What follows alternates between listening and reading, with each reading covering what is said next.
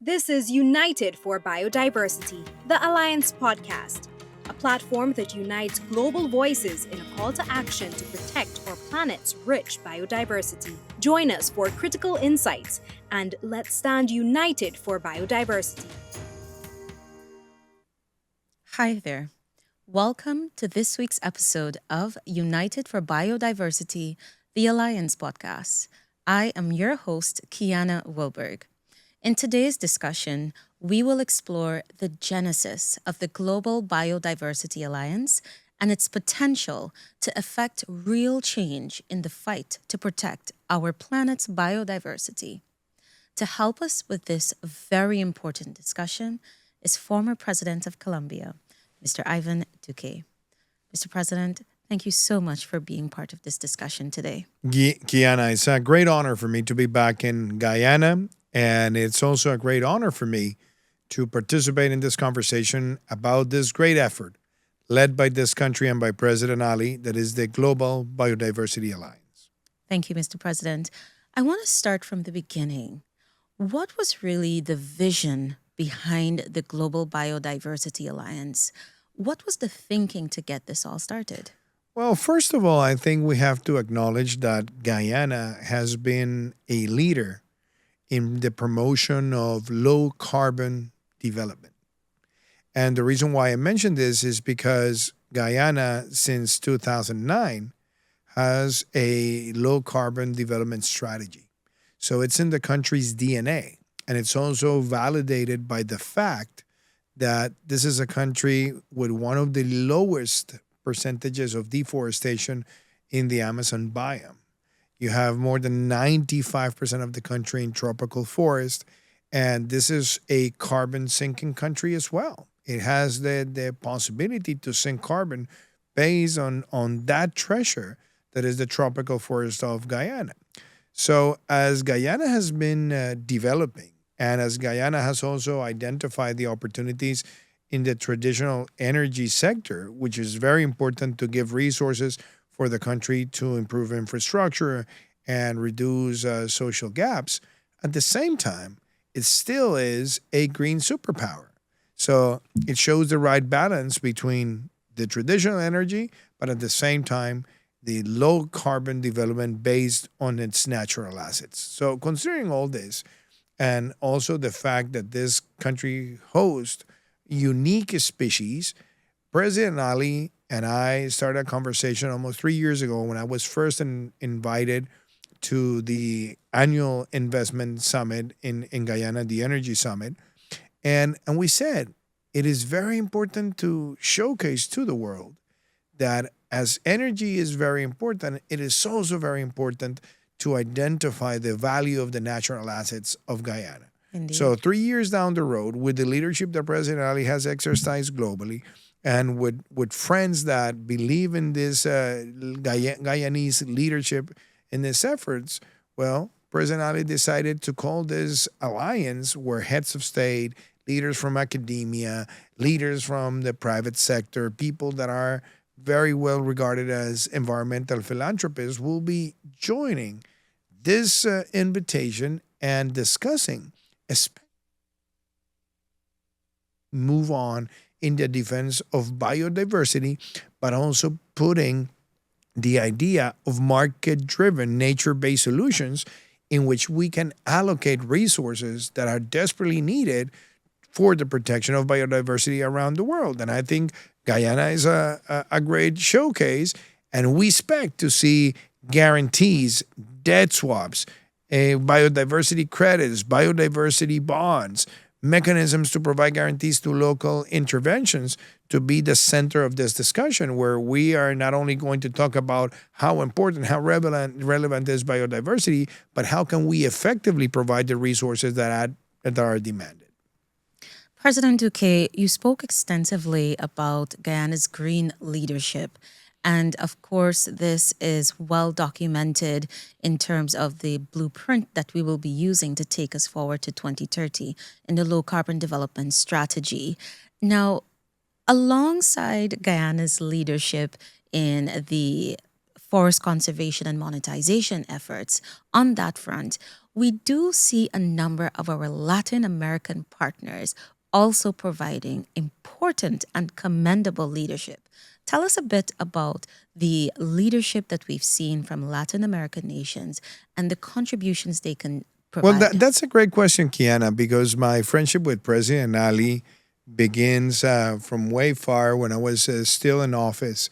And as you know, during my term in Colombia, we focused a lot on environmental development of the country and how we did it.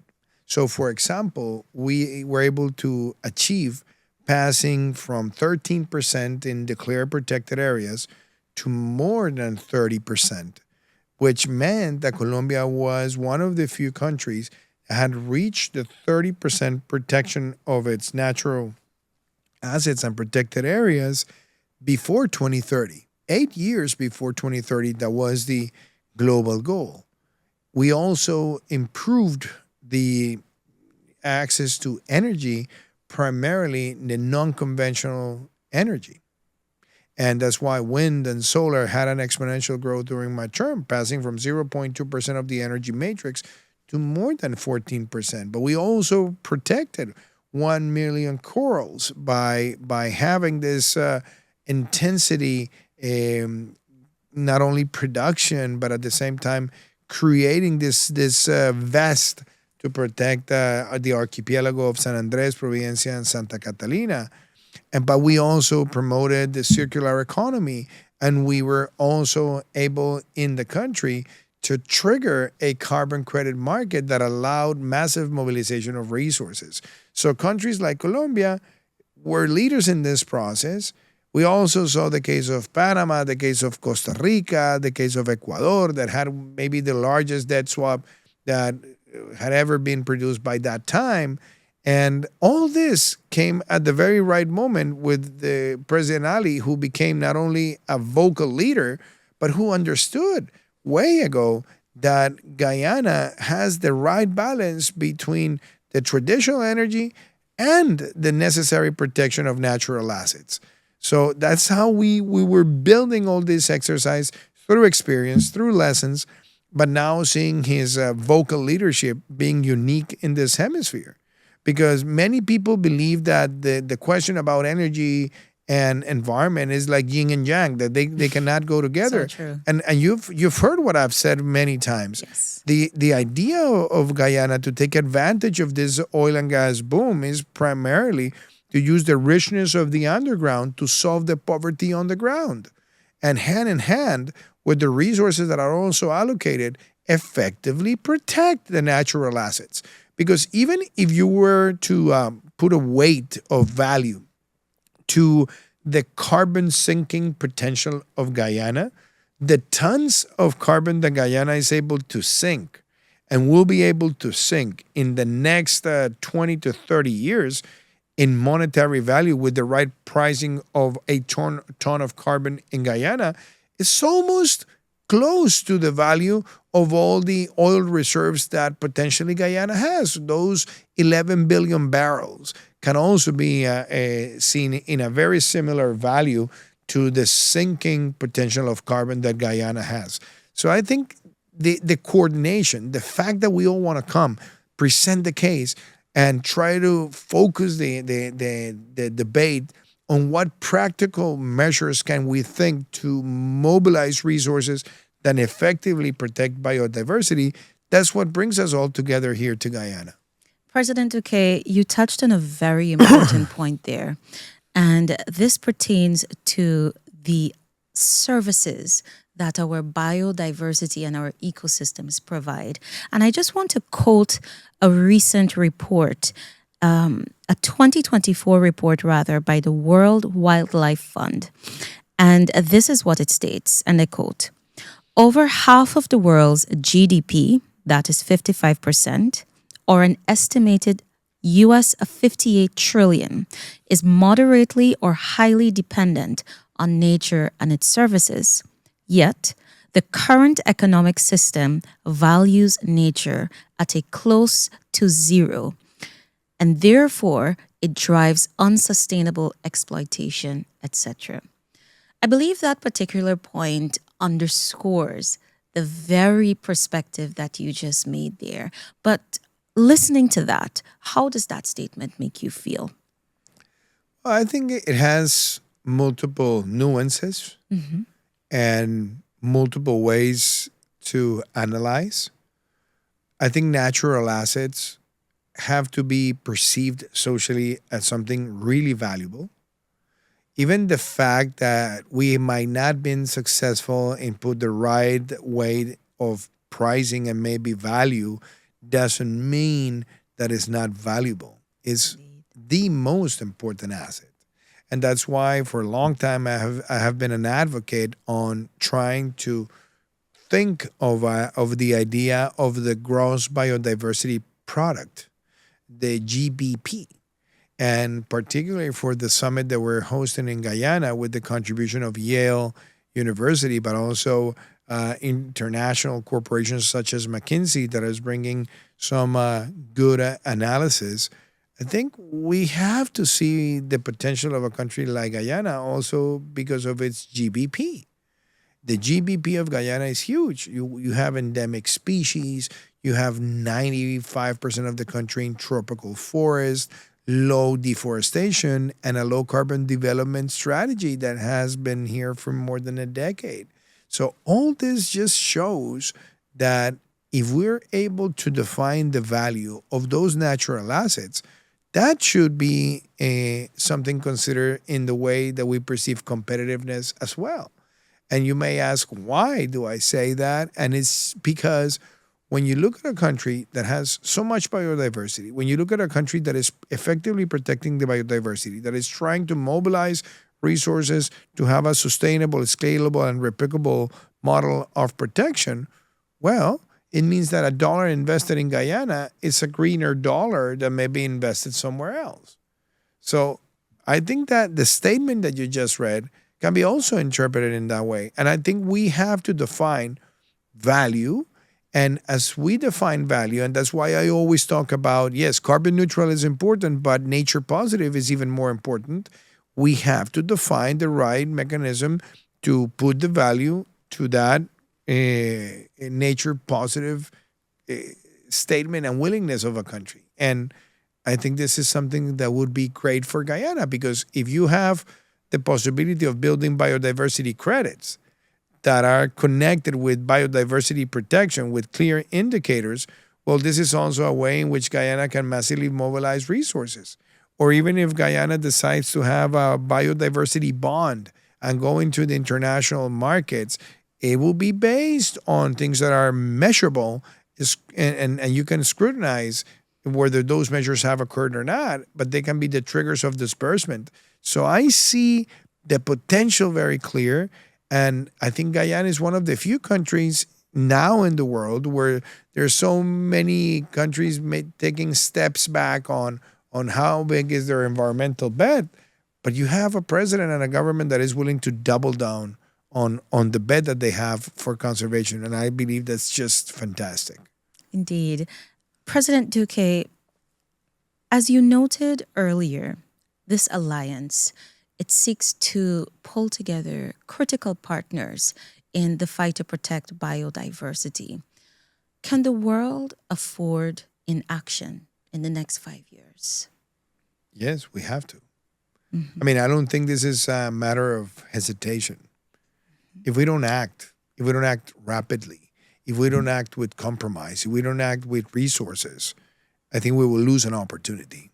The fact that we have to meet the NDCs by 2030, 2050 just gives us a clear sense of the imminent response that we have to provide. But also, I am optimistic that in COP30 this year, we're going to be willing to try to accelerate the way in which we get to our national determined contributions in a faster pace. And that implies the rapid mobilization of capital that is not going to come just from budgets or from philanthropists or from bilateral donors. It requires a market solution, and that's why I believe that biodiversity credits and biodiversity bonds will be something that will be beneficial for a country like Guyana. President Duque, this is truly a pioneering movement. And the summit for it is set for July, specifically the 23rd to the 25th. What are two subjects we can expect to be discussed at this event?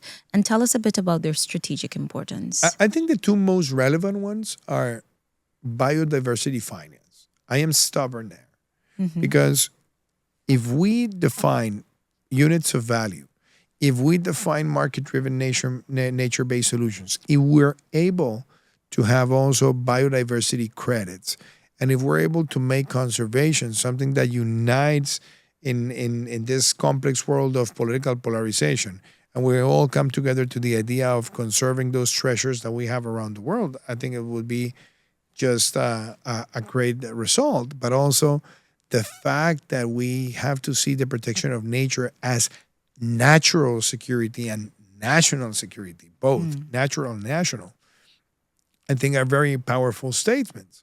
But I also expect out of the summit to see some precise contribution on how can we price conservation of biodiversity in a clear way as we do it with maybe tons of carbon, so that we're able to define how many resources and through which mechanisms can this multiply the possibility to finance long-term efforts, including working with local communities so that conservation is very well remunerated, but at the same time to have indigenous communities act as protectors of biodiversity in the units of territory that they have in their hands.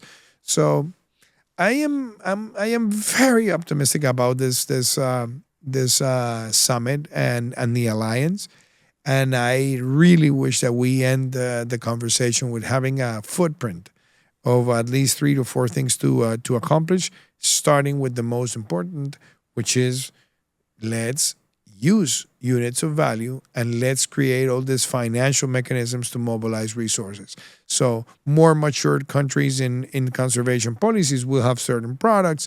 Earlier stage countries embracing their conservation and the protection of biodiversity with the right scrutinizable mechanisms. I think they can also have other kinds of instruments. But I would love that to be one of the outcomes. What do we propose in terms of biodiversity finance?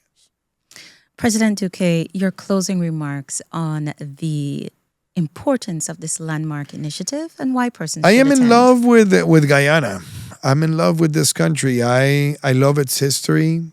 I think it's a country that has experienced multiple things in its history. Suffering, yes. Slavery, obviously. It also experienced poverty. It experienced a lot of adversities. But there's the Guyanese spirit.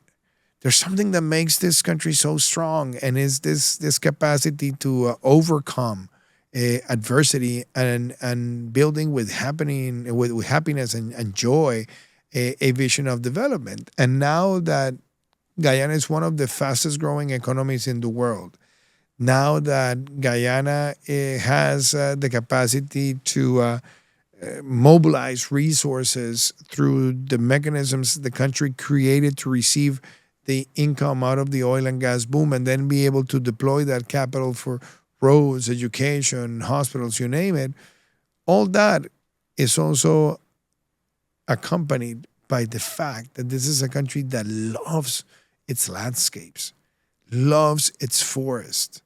And you look at the Essequibo, you look at the Demerara, you look at Barbuda, all these territories are so full of the jewelry of nature, endemic species that are quite unique. You have all these jaguars, you have all these spaces. And having a country with all the potential it has, trying to lead the world into a specific solutions of biodiversity finance and biodiversity policy, for me, it's just fascinating. I've been an advocate of this for many years. I was an advocate when I was in the presidency, but I've been an advocate since I left power. And I just want to say to the Guyanese people, thank you. Thank you for believing in biodiversity as an engine of social and economic transformation. Thank you for putting the same weight of priority to the evolution of oil and gas industry with the conservation of the landscapes and the species.